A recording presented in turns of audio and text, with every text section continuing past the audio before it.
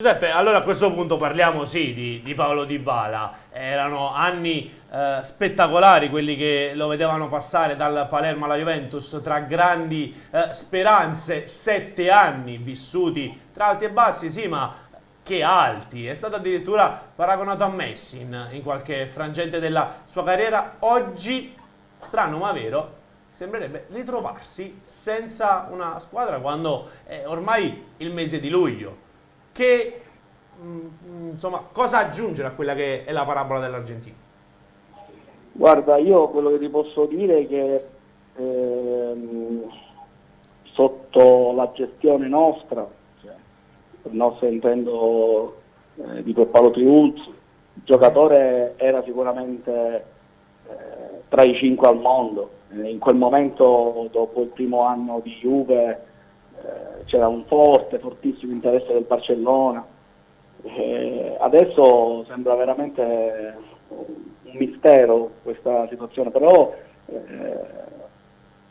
ritorniamo al discorso di prima. A volte rimanere senza contratto, cioè andare a scadenza, può rivelarsi un'arma a doppio taglio, perché se tu hai un contratto da 8 milioni e una squadra ti vuole, chiaramente parti da quella base, dici guarda, io qua ho questo, se mi devo spostare, chiaramente vorrei migliorare la mia situazione economica. In questo momento invece le società vogliono fare tutto il colpaccio, vogliono fare l'affare. Quindi complice anche magari un paio di stagioni non alla sua altezza, quindi diciamo, questo è il risultato di tutte queste vicissitudini, però sicuramente il giocatore è un giocatore formidabile. Secondo me chi lo prende fa un affare perché avrà anche delle motivazioni particolari, visto che diciamo, non lo stanno trattando per come merita, o meglio, diciamo, il mercato non lo sta trattando per come merita, quindi secondo me la stagione potrebbe essere la stagione del riscatto. Poi, ti ripeto, non è più un affare mio, quindi c'è chi ci sta lavorando e saranno sicuramente la scelta migliore. Peppe, tu che l'hai conosciuto bene, anche o meglio, soprattutto sotto il profilo caratteriale, secondo te è un giocatore che si sposerebbe bene con la piazza di Napoli, proprio come attaccamento dei tifosi, oppure il fatto di vivere a Torino dove c'è passione ma non c'è passione come qui a Napoli, lo potrebbe condizionare anche sotto questo punto di vista per un'eventuale scelta? Ma secondo me no, nel senso, certo la suggestione di un argentino mancino che ritorna a Napoli fa pensare, no, che creerebbe sicuramente una passione ancora più forte di quella che sono i napoletani hanno, quindi potrebbe essere sicuramente una bella cosa, però sì, certo, indubbiamente è totalmente un altro modo di vivere il calcio.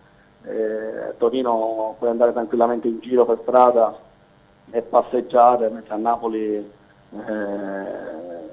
sicuramente è una vita diversa. Io non credo che insomma è nella situazione per poter scegliere la squadra in base a questo. Se arriva l'offerta giusta, io penso che Napoli è una piazza a cui non si può dire di no. Dal punto di vista caratteriale non ha questo tipo di problema. Che poi anche per correttezza bisogna dire che diciamo Dybala ha raccolto quello che aveva seminato il suo vecchio entourage. Se poi è arrivato a guadagnare tanti soldi dal Palermo alla Juve e poi con il rinnovo di contratto lo si deve proprio al suo ex agente Pierpaolo Triulzi, a Giuseppe Piraino, anche a Pino Calabria, che in certo qual senso faceva parte dell'entourage e che metteva in condizione il calciatore di vivere bene e di essere sereno a 360 gradi. Poi nella vita si fanno delle scelte anche sbagliate, secondo me Dybala l'ha fatto, perché lasciare uno staff che ti segue su tutti i livelli e poi magari farsi gestire in famiglia non si è rivelata poi la scelta migliore. Se si è arrivati anche a un punto dove un giocatore del suo calibro a pochi mesi dal mondiale senza squadra è perché significa che non ha seminato bene. L'errore c'è. L'errore c'è. Sicuramente, come diceva anche prima Peppe, nei primi 2 anni di gestione alla Juve, dove veniva seguito in un certo modo, aveva anche un altro appeal. Oltre al Barcellona, Peppe, ci puoi dire se c'era stato anche qualche approccio di qualche altro club che aveva chiesto informazioni? Guarda, io ti dico proprio per esperienza diretta, cioè le squadre che ho incontrato io, cioè io chiaramente con lo staff, con Pierpaolo e tutti quanti, sicuro Barcellona e Real Madrid. Però chiaramente eravamo blindati alla Juve, c'era tutta un'altra aspettativa, mai mi sarei aspettato che potessi arrivare a questo punto. Per quanto riguarda quello che hai detto, intanto ti ringrazio, ma tu ci conosci bene, sai come lavoriamo, anche a Cavani ai tempi di Napoli abbiamo fatto più o meno lo stesso tipo di lavoro, dietro Paolo noi c'eravamo 15 persone che lavoravano e praticamente lui doveva soltanto pensare al calcio, soltanto pensare al campo e i risultati si vedono, perché lo stress che hanno i giocatori a quel livello è tale che se ci metti pure che devi pensare alle cose extracampo diventa un casino e il rendimento per forza cala e quindi poi chiaramente ognuno nella vita sua professionale fa le scelte che più crede opportune, è andata così, non voglio parlare più del Giuseppe, passato, ma però sicuramente i risultati sono sotto gli occhi di tutti, quindi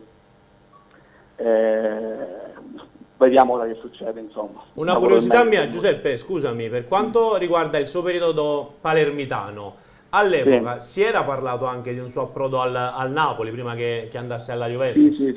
Sì, c'è stata questa possibilità. Chi è che lo voleva in particolare? All'epoca c'erano 4 squadre italiane che lo potevano prendere e lo volevano prendere: il Napoli, la Roma, l'Inter e la Juve. E poi chiaramente diciamo, la differenza l'ha fatta la possibilità della Juve di arrivare alla richiesta del Palermo. Quindi per forza di cose siamo andati alla Juve, ma credo che in quel momento fosse la scelta più giusta.